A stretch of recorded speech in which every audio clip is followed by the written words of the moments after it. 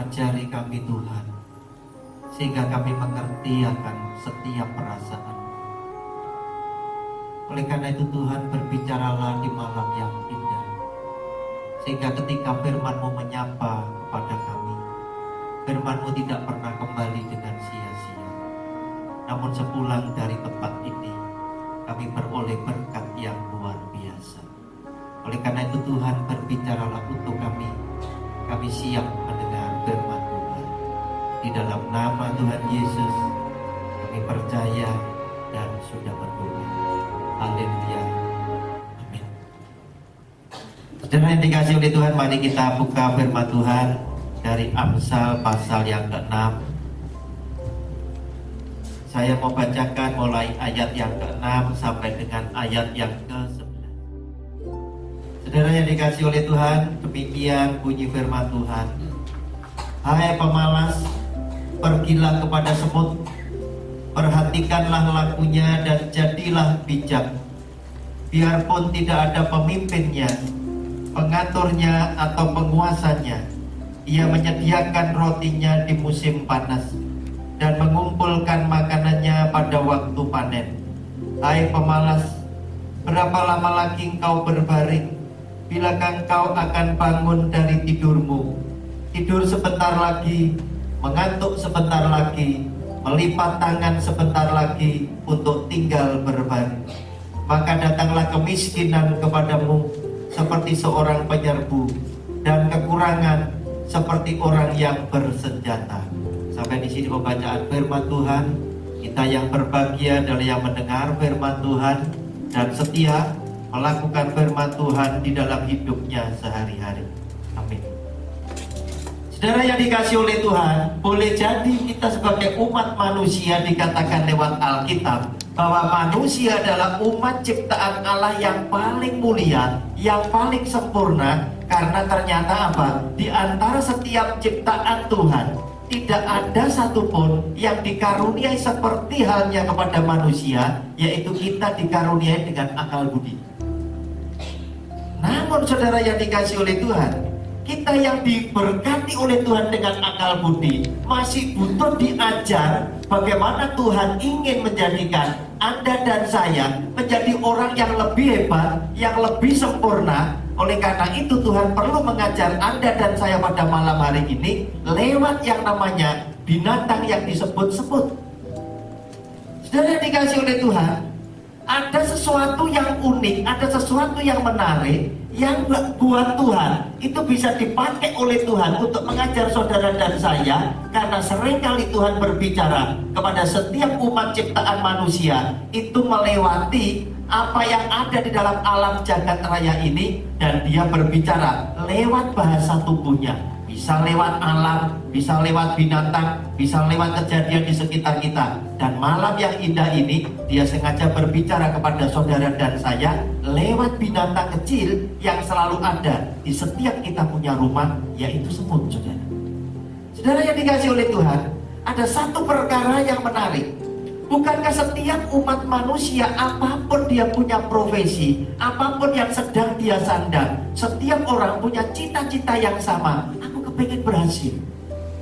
Baik dia sebagai seorang pengusaha, dia kepengen berhasil. Dia punya profesi tertentu sebagai seorang dokter notaris, dia pengen berhasil. Dia menjadi seorang pelayan Tuhan, dia juga kepengen berhasil. Yang pertama, Tuhan ajarkan kepada Anda dan saya, yaitu semut itu adalah binatang yang mengajarkan kita semuanya untuk senantiasa hidup kita itu rajin. Tidak ada orang yang bisa berhasil jika dia tidak rajin sejak awalnya, sejak mulanya dia memulai pekerjaannya. Jika dia tidak sungguh-sungguh, dia pasti tidak akan memperoleh hasil yang semaksimal mungkin. Saudara yang dikasihi oleh Tuhan, kita lihat sekarang pada 2 Tesalonika pasal yang ketiga, mulai ayat 7 sampai dengan ayat yang ke-10.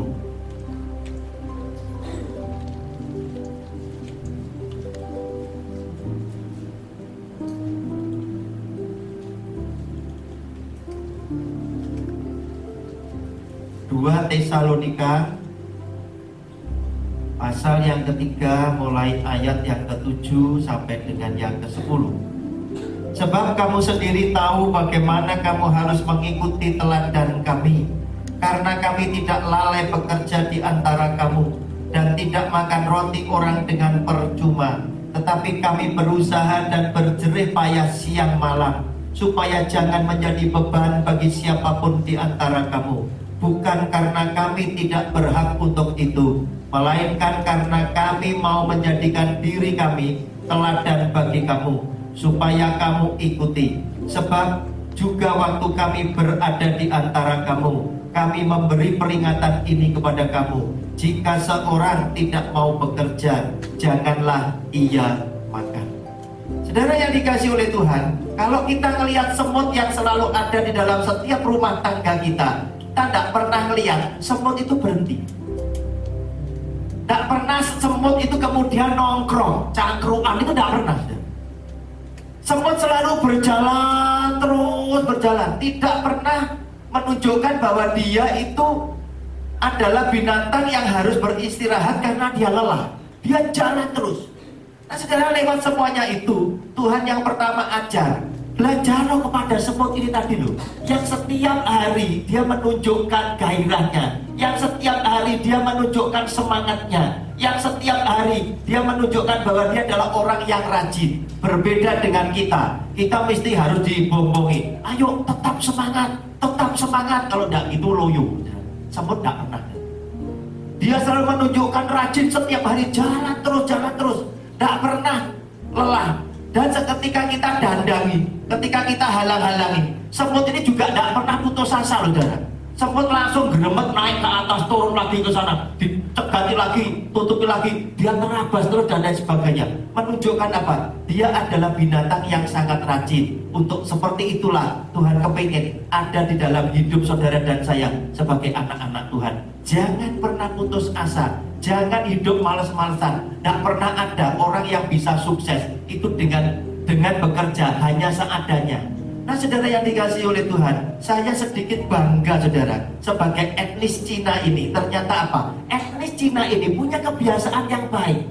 Apa kebiasaan yang baik? Ketika mereka melihat ada satu kesempatan untuk mendapatkan keuntungan, kebanyakan orang Cina itu tidak pernah mikir untuk berhenti bekerja.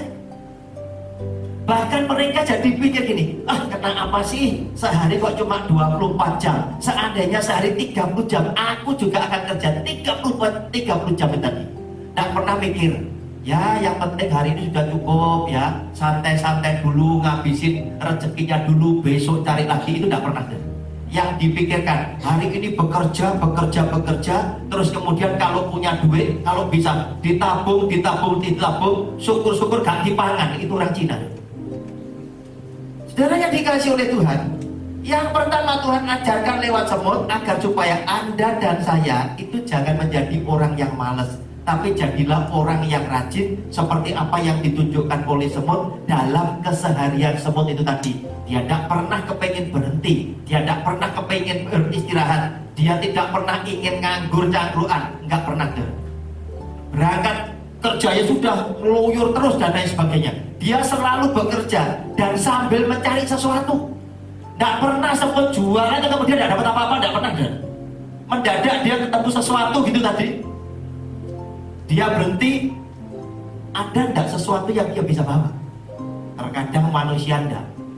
Pergi ngelencer, tak saudara, tak ada duit, tak saudara. Sempat tidak pernah, saudara. Karena apa?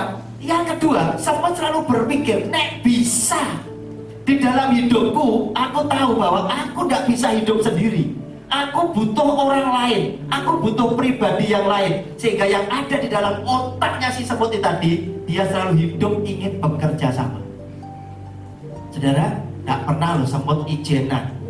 Saudara kalau tidak percaya, ada butiran gula pasir yang jatuh ke lantai, kemudian ada semut ijen, ya, semut dewean, ketemu satu butir. Dia tidak bisa ngeret, saudara. Sebentar lagi temennya teko kabeh. Dia tidak kuat bawa atau dia bawa sedikit gitu ya, kangelan gitu ya, dibawa ya. Nanti ketemu sama temen, tidak pernah ngomong, lu tidak usah ikut-ikut, ini punya gua yang dapat, lu tidak usah ikut, tidak pernah. Dia selalu kepengen, ayo ewangon aku gak iso idenan. Kalau bisa gotong royong barengan, itu semut juga. Nah saudara yang dikasih oleh Tuhan, dari sisi yang seperti ini kita harus belajar dari semut. Karena apa? Jarang sekali yang namanya manusia itu bisa bekerja sama mulai dari titik nol terus kemudian sampai dengan sukses, ya, sampai dengan sukses itu Anda bisa tetap hidup bergandengan, itu jarang sekali. Walaupun saudara punya mantu yang pernah kerja di pom bensin, belum tentu. Saudara bertanya sama saya, apa hebatnya yang kerja di pom bensin? Saudara yang sering kali ngisi di pompa bensin ya, orang hebat. Oh, mulai dari nol ya, kan itu ya, betul ya, mulai dari nol ya. Saudara yang dikasih oleh belum tentu. Manusia biasanya kerjasama dari nol, sama-sama dari nol. Ketika belum ngelihat apa-apa, belum ngelihat rezeki, belum ngelihat gedenya pekerjaan yang nanti akan diberkati oleh Tuhan, semuanya itu seakan-akan kayak nggak mau pisah. Aku ini sudah nggak mikir yang apa-apa. Yang penting kita itu bisa memuliakan nama Tuhan. Yang penting ini kita tetap bisa akor. Kalau pengusaha seperti itu, apa toh artinya uang? Kan lebih berarti persaudaraan, kan begitu? Durung ketok duit. Pengusaha sama. Bukan cuma pendeta, pengusaha sama. Tapi ketika semuanya sudah gede, saudara, baru mulai berpikir, kok enak? Ini gede kan karena aku. Kamu andel apa? Aku kan kerja lebih, jamnya lebih panjang. Ini semua dikenal karena aku. Ini bisa maju karena kan hebat aku. Semuanya mulai berpikir seperti itu. Kenapa saudara? Kita lihat 1 Korintus pasal 12 mulai ayat yang keempat.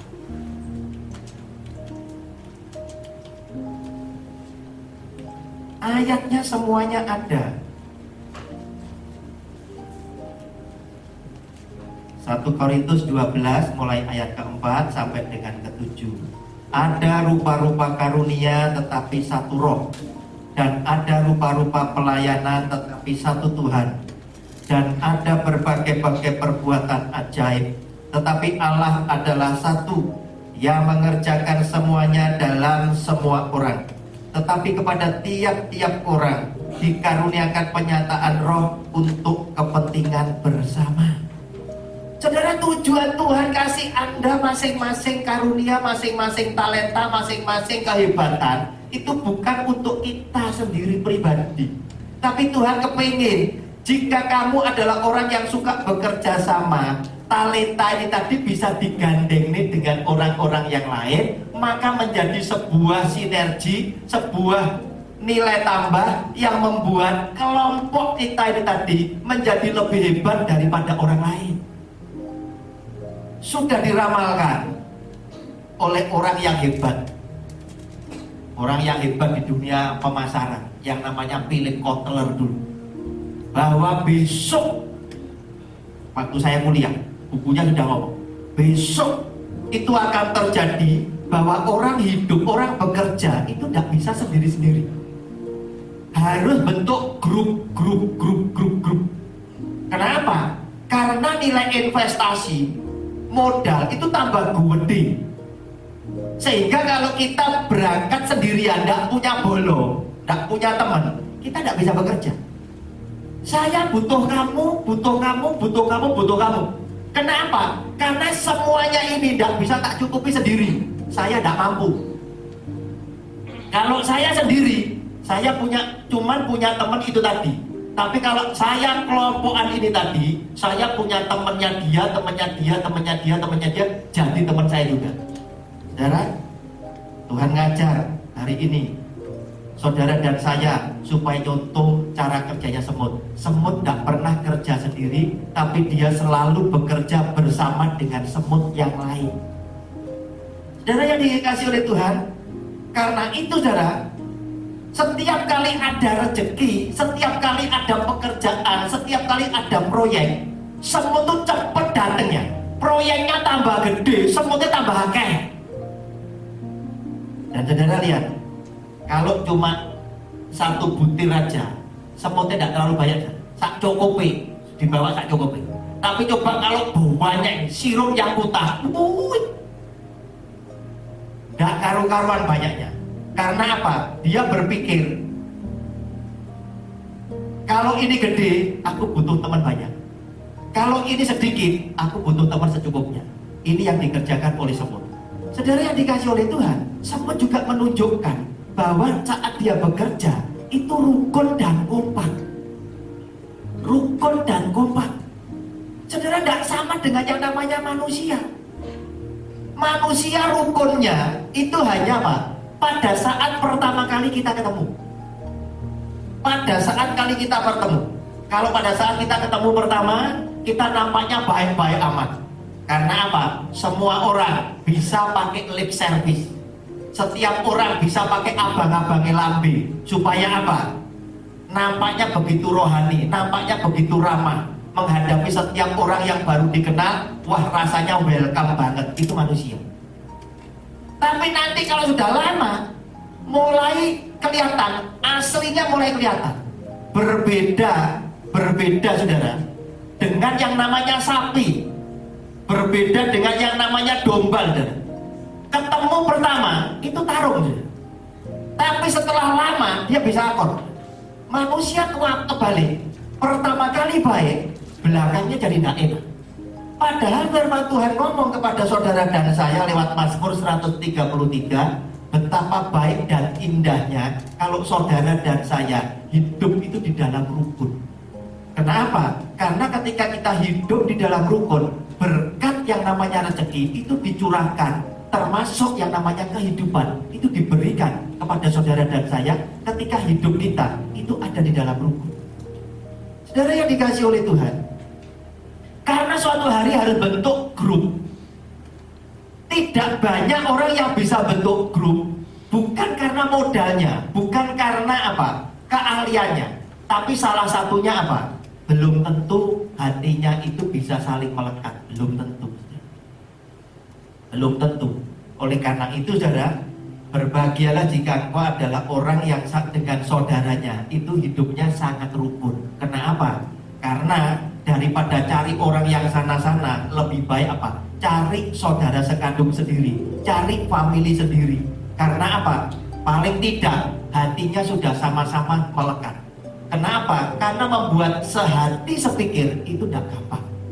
Saudara, kita lihat apa yang menjadi harapan Tuhan sebetulnya di dalam Filipi pasal yang kedua. Filipi pasal yang kedua, ayatnya yang kedua.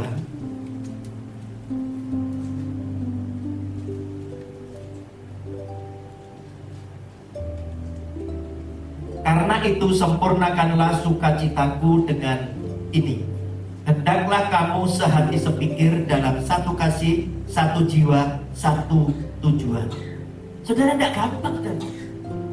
Buat sehati sepikir dan satu kasih, satu tujuan, tidak gampang. Manusia selalu ngomong ada apa-apa. Persahabatan, persaudaraan lebih penting daripada duit. Pada saat apa? Perusahaan itu belum gede. Tapi kalau perusahaan ini sudah mulai gede, saudara, kita banyak lihat perusahaan yang sudah gede yang kita pikirkan, wah nanti generasi berikutnya akan lebih hebat. Tidak juga. Tidak juga. Kenapa? Ini punya mantu ini kemudian punya anaknya menikah dengan orang luar, ini bisa kacau juga. Saudara yang dikasih oleh Tuhan, untuk membuat sehati sepikir tidak gampang. Padahal harusnya manusia sama-sama berpikir. Bukankah setiap kita adalah orang yang suatu hari kelak itu pulang kembali kepada Tuhan? Seperti film yang tadi. Kita akan pulang kepada Tuhan. Dan setiap orang itu adalah orang yang punya nasib yang sama, yang harus mempertanggungjawabkan perbuatan kita. Tujuannya kita harusnya sama-sama. Ayo bareng-bareng pokoknya podo selamati. Saudara, ketika kita harus berangkat sendiri-sendiri, belum tentu setiap orang akan sehati sepikir. Tapi coba saudara dalam keadaan yang kepepet, saya yakin sehati sepikir itu baru tercipta. Matinya nanti kita ini kan manut nomor, ya. Nomor, siapa nomor kecil, siapa nomor belakang, podo ndak duwe. Kompak belum tentu, sehati sepikir belum tentu. Tapi saya yakin saya bisa mewadahi orang segini untuk sehari sepikir. Takjak naik pesawat bareng, naik pesawat bareng, ya, Surabaya Jakarta atau Surabaya Bali, Natalan di Bali. Sudah pakai sabuk pengaman, celek bareng, terbang bareng toh, sudah kumpul di atas toh. Sehari sepikir tidak doa nih, Tuhan selamat no bareng, betul kan? Saudara, ketika kita ditekan dengan keadaan yang kita tahu bahwa kita tidak bisa lepas satu dengan yang lainnya, sehari sepikir baru muncul. Tapi ketika Anda di darat, kemeleletnya muncul mana? Kan begitu. Aku gak lebih dae, kan gitu. Tapi coba orang yang ada di pesawat, itu kan ada kelas macam-macam. Pesawat yang gede kan, ada yang bisnis kelas, kursinya gede saudara, bayarnya double warang ini, depan sendiri, dekat pilot sana, ya, kiri kanan cuma dua-dua, ya, kaki ada apa itu baci aneh dan lain sebagainya. Sebentar pramugarinya tanya, Pak perlu apa? Apa perlu anduk anget? Pak mau minum apa? Sedih dulu. Sampai teman saya ngomong gini, oh apa aku numpak bisnis kelas? Apa? Malah gak iso turu bolak-balik takoi. Yang ekonomi dibiar nih wong ekonomi. Belakang yang ekonomi. Belakang lagi sama dengan ekonomi tapi saya buntut sana. Ya.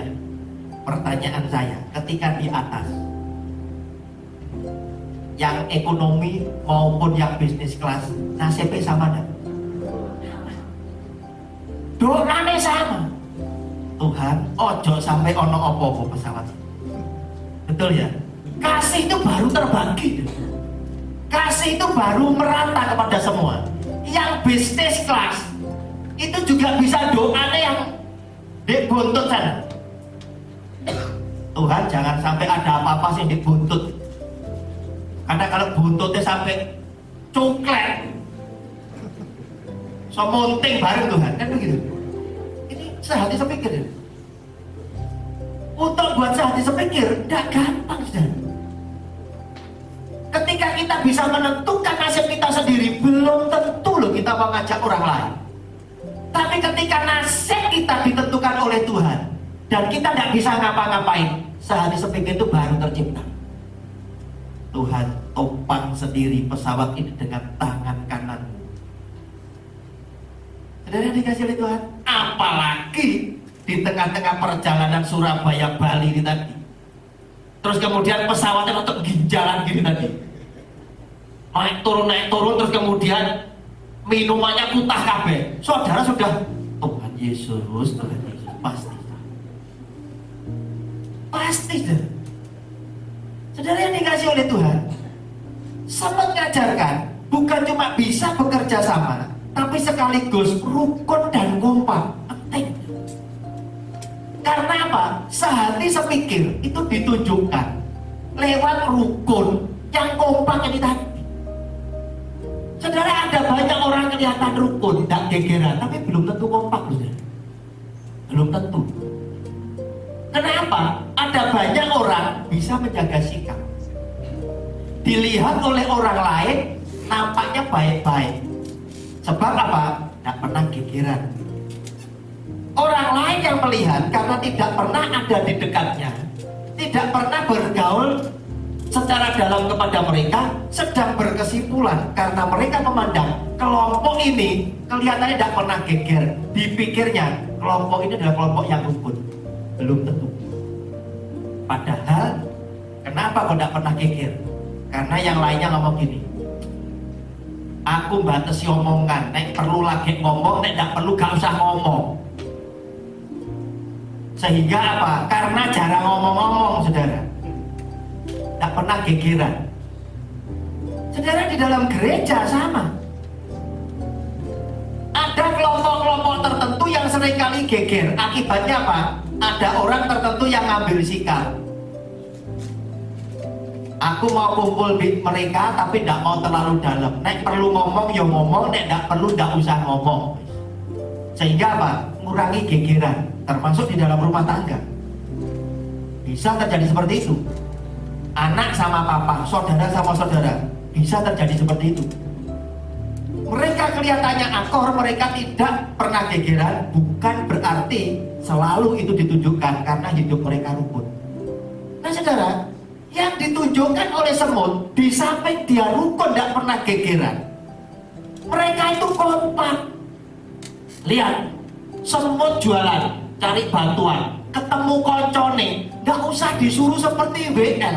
Saudara, pandang kiri kananmu, tos dulu, trek, dia tos sendiri, tuk, itu tadi. Ketemu koncone, ketemu lagi, tuk, itu tadi, lihat semut.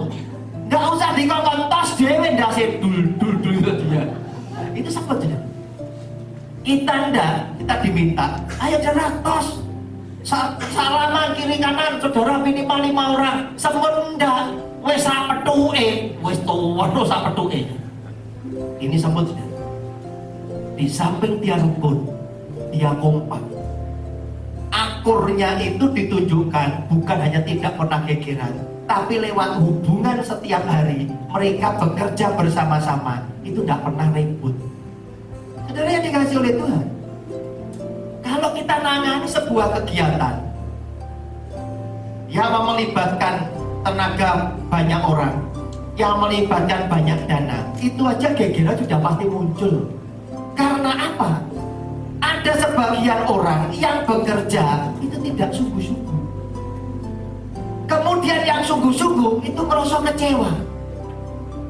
Orang ini lepek ngomong tok, gak ono gawe nih. Tapi nanti ketika pada saat hari H tadi, orang sing gak ono gawe ini itu justru muncul seakan-akan apa? Dia yang kerjakan semua. Itu buat saudara tuh gregetan. Tapi semut gak pernah seperti itu. Mereka ngangkat sesuatu itu sama-sama, mengeluarkan tenaga bareng-bareng. Menikmati hasilnya juga sama-sama. Tapi di antara kita kadang-kadang yang bekerja tidak sungguh-sungguh. Temennya montang-manting, dia cuma santai-santai aja, tapi pada hari H dia tampil seakan-akan semuanya beres oleh karena aku. Nah saudara yang dikasih oleh Tuhan, sempat menunjukkan rukun dan kompak. Kemudian yang berikutnya, yang keempat, sempat menunjukkan itu tunduk pada aturan yang ada. Semut tidak pernah, walaupun tidak ada pemimpin di situ tadi dikatakan tuh, tapi mereka itu taat. Kenapa? Karena aturan itu sudah ada. Semut yang sebagai pekerja itu ada, yang sebagai raja, ratu itu ada. Urusannya mek makan ambil kendong itu ada. Dan yang sebagai pekerja itu tidak pernah tersuruh.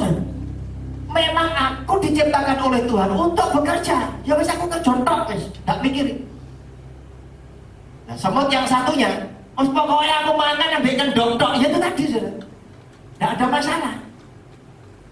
Tidak perlu diirikan, itu semut. Kita lihat saudara, Ibrani pasal 13 ayat 17. Dalam gereja ini, Ibrani 13 ayat 17, nanti kita bandingkan dengan ayatnya yang ke-7. Ayat 17, taatilah pemimpin-pemimpinmu dan tunduklah kepada mereka, sebab mereka berjaga-jaga atas jiwamu, sebagai orang-orang yang harus bertanggung jawab atasnya. Dengan jalan itu mereka akan melakukannya dengan gembira, bukan dengan keluh kesah, sebab hal itu tidak akan membawa keuntungan bagimu. Saudara, Tuhan kepingin setiap jemaat itu tunduk kepada pemimpinnya. Dan pemimpin yang baik itu akan menjagai kita, jiwa kita. Karena apa? Pemimpin ini akan melakukan yang terbaik, berdoa untuk domba-dombanya dan lain sebagainya. Oleh karena itu saudara, zaman dulu itu tidak ada seorang gembala itu kok punya cabang seakan-akan, tidak ada loh. Karena mereka menyadari lek kakean cabang ambil dombanya so lali loh. Shalom Pak, shalom. Gembalanya bisa tanya, situ siapa ya? Lu lali lagi dombane dewi. Bisa keliru. Saudara yang dikasih oleh Tuhan, kita diminta menghormati pemimpin-pemimpin kita. Karena apa? Pemimpin kita itu yang menjaga kita punya jiwa. Dia yang berdoa untuk keluarga kita. Dia yang berdoa untuk keselamatan kita. Kenapa? Karena pemimpin-pemimpin zaman dulu betul-betul menjadi wakil Tuhan di antara kita. Nah, saudara yang dikasih oleh Tuhan, sehingga ayat ke-7, sepertinya Tuhan itu berani bertaruh, membanggakan seorang pemimpin itu sangat luar biasa. Lihat ayat yang ke-7. Ingatlah akan pemimpin-pemimpin kamu yang telah menyampaikan firman Allah kepadamu. Perhatikanlah akhir hidup mereka dan contohlah iman mereka. Sepertinya Tuhan demikian membanggakan seorang pemberita firman Allah, pemimpin-pemimpin kita, gembala-gembala sidangnya Tuhan, yang selalu menyampaikan firman Allah dan memberikan pengajaran. Tuhan sampai ngomong, lihat akhir hidupnya dan contohlah iman mereka. Sepertinya seorang pemberita firman Allah oleh Tuhan dijadikan model untuk supaya apa? Jemaat itu mencontoh, mengikuti teladan hidup yang sudah dilakukan. Saudara yang dikasih oleh Tuhan, oleh karena itu saudara, oleh karena itu hati-hati. Ketika Tuhan sudah memberikan aturan, hati-hati, kita mesti jalankan sama seperti semut. Walaupun di tengah-tengah mereka berkegiatan, tidak ada pemimpinnya, tapi mereka tetap menjalankan semuanya secara teratur. Tidak perlu ada bosnya, tidak perlu ada komandannya, tidak perlu ada gembalanya baru kerjanya hebat. Tidak, dia tetap kerja seperti apa yang sudah diberikan aturan itu kepada para semut ini tadi. Saudara yang dikasih oleh Tuhan, kemudian yang terakhir, mereka kemudian mengerjakan bukan untuk pribadi, tapi mereka kepingin hasil yang mereka dapatkan itu bisa menjadi arti untuk orang lain. Saudara, kita lihat Filipi pasal yang pertama, ayat yang ke-7, ayat yang ke-22. Filipi pasal yang pertama, ayat yang ke-22. Tetapi jika aku harus hidup di dunia ini, itu berarti bagiku bekerja memberi buah. Jadi mana yang harus kupilih, aku tidak tahu. Saudara yang dikasih oleh Tuhan, setiap orang bekerja, semuanya kepengen berhasil. Semuanya kepengen berhasil. Berhasil bisa jadi dua. Karena setiap orang punya catatan berhasil antara satu orang dengan orang lain. Definisinya bisa tidak sama. Yang satunya bisa ngomong, aku termasuk orang yang berhasil ketika apa? Aku punya deposito banyak yang bisa tak tinggalin kepada anak itu. Tapi yang lainnya berpikir, berhasil buat aku tidak harus seberapa banyak duit yang aku punya, tapi seberapa banyak aku hidup memberikan arti untuk orang lain. Saudara yang dikasih oleh Tuhan, orang bisa ngomong seperti itu, tapi jalani belum tentu bisa. Contoh, kalau orang di luar sana nanya, Tuhan Yesus mati umur berapa? Umur 33. Kan masih muda. Jawaban kita selalu ngomong, orang hidup itu bukan harus panjang umur, kan begitu. Betul ya? Tapi coba, kalau kita setiap kali doa kita minta apa? Minta panjang umur apa minta enggak? Kita minta panjang umur. Kenapa kok kita tidak minta Tuhan? Tidak perlu panjang umur Tuhan, yang penting gue kayak arti. Belum tentu berani deh. Kalau ada orang yang kaya, kita kalah kaya, terkadang kita menghibur diri. Kaya belum tentu bahagia loh. Kaya belum tentu bisa memberikan arti loh. Tapi kalau kita disuruh milih, kita pilih yang kaya. Nah, saudara yang dikasih oleh Tuhan, apa yang dilakukan oleh semut, hasil tidak pernah dinikmati sendiri. hasil ini dibawa kepada semut yang lain untuk dinikmati, khususnya semut yang nggak iso kerja, tugasnya cuma makan ambil kedok tok, dikeki terus bawa ke sana, siang malam mereka bekerja. Dan yang dikasih oleh Tuhan, kalau kita bekerja dengan begitu keras, belum tentu ketika kita tidak mendapatkan hasil kemudian kita tetap dengan sukacita seperti semut, belum tentu. Karena apa? Karena terkadang konsep cara kita berpikir, ketika aku bekerja, aku harus mendapatkan sesuatu yang lebih banyak daripada orang yang tidak bekerja. Jarang orang yang sedang berpikir bahwa hidupku yang penting memberikan arti buat orang lain. Sama seperti hari ini, ketika mulai banyak orang mulai bertanya dengan saya ketika mereka tahu bahwa saya pensiun. Orang-orang, teman-teman pada tanya, "Loh Pak Roni, sampean balik bisnis lagi?" Saya ngomong, "Enggak." "Loh tapi buktinya tiap hari ngantor." Saya ngomong, "Saya ngantor, tapi bukan berarti saya kepengen balik lagi." Ini yang namanya rencana Tuhan yang saya tidak pernah ngerti. Kok saya tidak cari kerjaan ini? Mendadak saya ditawari sama saya punya adik ini, sepupu saya ini tadi. Pertama kali saya ngajak anaknya teman saya yang butuh pekerjaan. Saya ngajak Jeffrey anak saya ngadep ke sana. Tujuannya kan cuma ingin tahu harga properti itu berapa saja, karena Jeffrey mau buat website supaya dia bisa ikut jualan. Pulang dari Australia, Jeffrey nanya ke saya, "Pak, aku mau tarik pulang Indonesia kerja apa?" Saya ngomong, "Mbuh, Papa tidak punya kerjaan, tapi percaya saja Tuhan tidak meninggalkan kamu." Mereka pulang. Nah, ketika saya ngelamarkan anaknya teman saya ini tadi, saya ngomong sama Budi, "Bud, ini loh si anak ini itu bisa dadani lift. Nanti kalau kamu punya apartemen jadi kan punya lift banyak. Ini ya pegangan di kasihan tidak punya kerjaan." Saya ngelamarnya anaknya teman saya, bukan anak saya.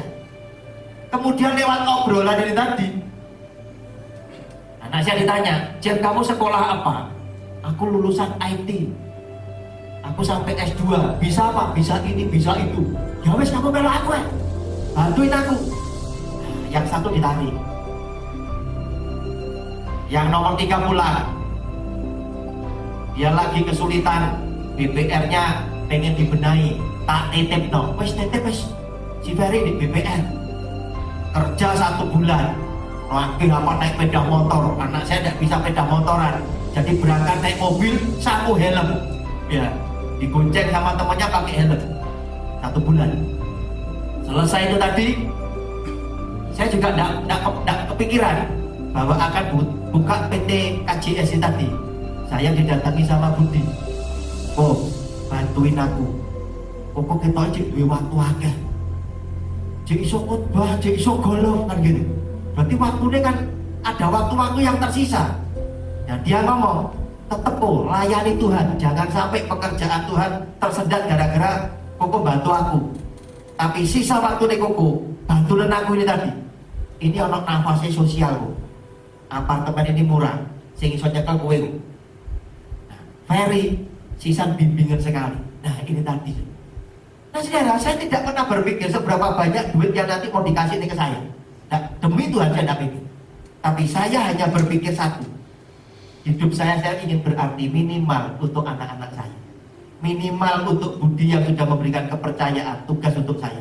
Saya hanya kepingin apa yang sudah dia ingin cita-citakan, bangun kota di daerah Gunung Anyar, itu terjadi. Dan ketika itu terjadi, saya masih sehat. Kepingin saya cuma itu. Oleh karena itu saya nanya sama Budi, kira-kira berapa tahun ini bisa jadi? Dia ngomong, kira-kira 8 tahun. Nah, saya juga nanya sama dia, tujuanmu apa? Dia juga ngomong, kalau bicara duit, aku cukup. Bicara pamor, aku sudah dapat. Tapi karena Tuhan juga ngutus ini tadi, aku juga kepengen jadikan kota itu supaya apa? Ada banyak orang yang tinggal di situ, itu menikmati kebahagiaan yang sama. Nah, saudara yang dikasih oleh Tuhan, sempat mengajarkan yang terakhir buat saudara dan saya, hasil yang dia dapat bukan untuk dirinya sendiri, tapi hasil yang didapat itu untuk menjadi arti bagi komunitas tertentu. Oleh karena itu saudara, jika kita kepingin hidup diberkati oleh Tuhan, jauhkan dari pikiran ego kita masing-masing, apa yang ingin kita miliki pribadi, tapi coba kita mulai ingin persembahkan hidup ini untuk boleh menjadi arti buat orang lain dan memuliakan nama Tuhan. Tuhan memberkati, beri kemuliaan buat nama Tuhan. Dan mari kita tundukkan kepala dan kita berdoa untuk firman-Nya. Tuhan, terima kasih firman-Mu sudah Kau nyatakan untuk setiap kami. Biarlah firman Tuhan ini Kau meteraikan di dalam loh hati kami masing-masing, sehingga lewat apa yang hari ini Kau sampaikan, bukan semata-mata pengertian yang boleh kami dapat, namun Tuhan lewat Roh-Mu yang kudus yang senantiasa ada untuk menyertai hidup kami, sehingga kami Tuhan, Engkau mampukan pula menjadi pelaku buat kebenaran firman-Mu bersama setiap kekasih kami, sehingga lewat apa yang kami kerjakan, nama-Mu saja ya Tuhan Yesus yang dimuliakan. Di dalam nama Tuhan Yesus kami percaya dan sudah berdoa. Setiap kita yang sudah diberkati Tuhan, sama-sama katakan amin.